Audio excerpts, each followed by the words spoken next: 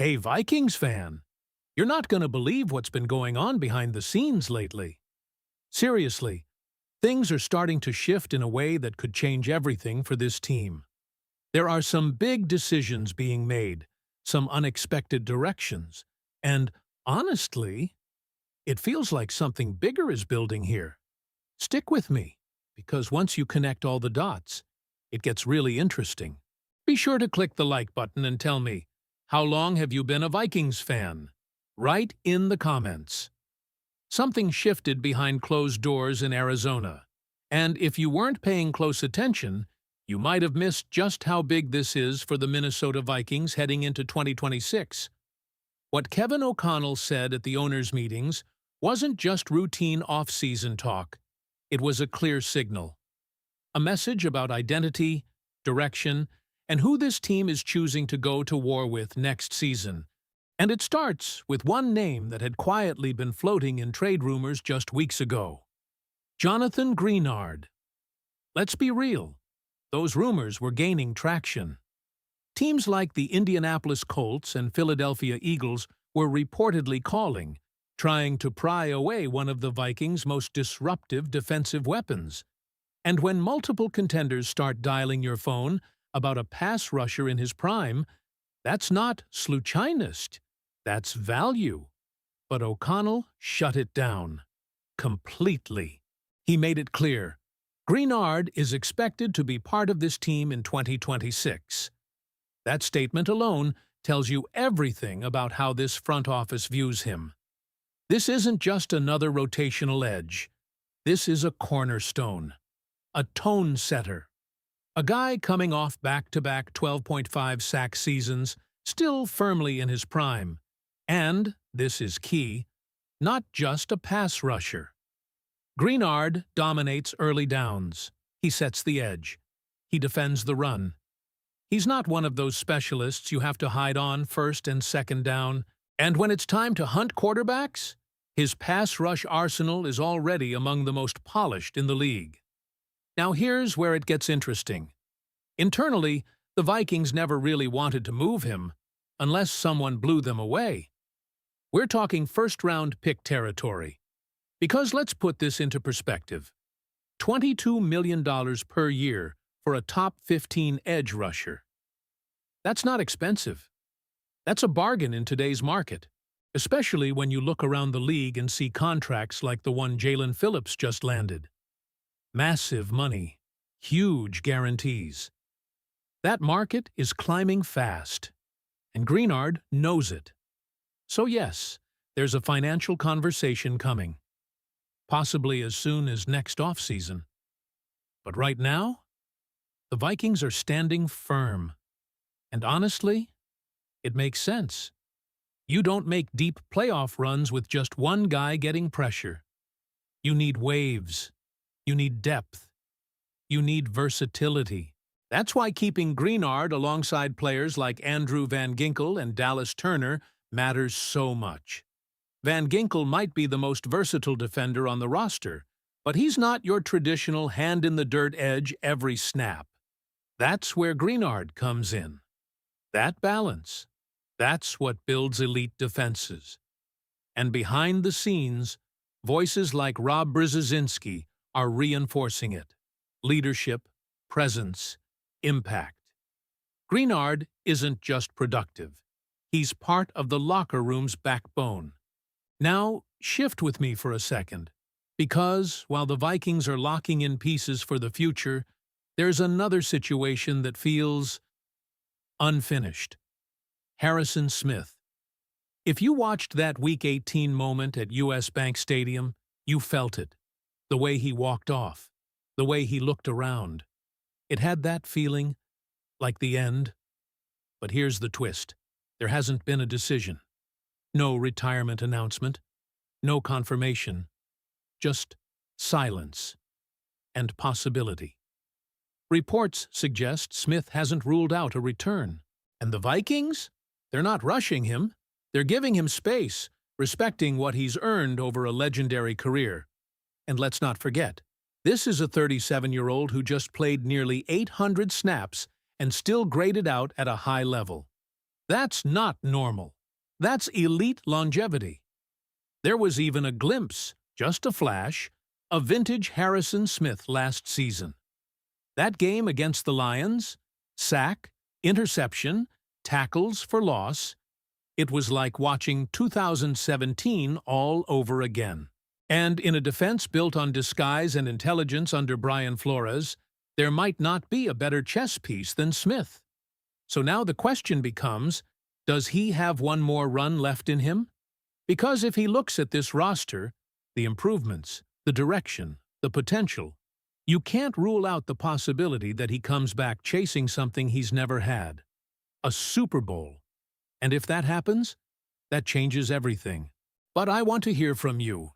Should the Vikings go all in with this current defensive core? Or was there a real case to move on from Greenard while his value was sky high? Drop your thoughts in the comments right now, because what comes next might surprise you even more. And here's where things start to take a sharp turn, because while the defense is finding its identity, the offense might be on the verge of something completely different. Something we haven't truly seen in Minnesota in years. It all revolves around one name, Kyler Murray. When Kevin O'Connell spoke about his new quarterback, it wasn't just coach speak. There were specific details, subtle but revealing. He talked about comfort, about building an offense tailored to Kyler's strengths. And then he dropped a line that should have every Vikings fan paying attention. Defenses will have to think twice. Not just about the pass, not just about Justin Jefferson, but about everything. Because when Kyler drops back, the defense is no longer reacting to a traditional pocket passer. They're dealing with unpredictability, with explosion, with a quarterback who can turn a simple 15-yard gain into a 40-yard touchdown just by breaking contain. That's not theory, that's on tape.